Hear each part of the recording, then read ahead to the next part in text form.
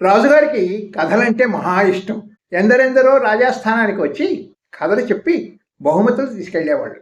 ఒకరోజు రాజు మంత్రితో, ఈసారి వచ్చే వ్యక్తి ఆగిపోని కథ చెప్పాలి, చెప్పలేకపోతే మరణశిక్షే. రాజుగారి ప్రకటనని దండోరా వేయించారు. చావు భయంతో ఎవ్వరూ రాలేదు.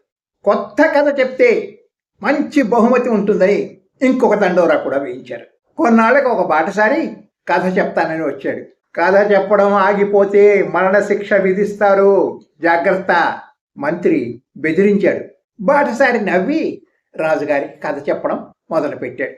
విక్రముడనే రాజు ధాన్యాన్ని ధాన్యాగారంలో పెట్టి ఆ ధాన్యాగారానికి గాలి వెలుతురు సోకే విధంగా రంధ్రాలు చేయించాడు.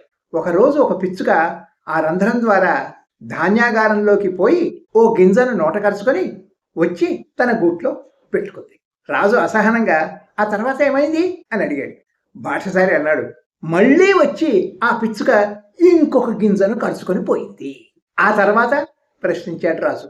బాటసారి కథను కొనసాగిస్తూ, మళ్ళీ పిచ్చుక వచ్చి ఆ రంధ్రంలో దూరి ఇంకొక గింజను.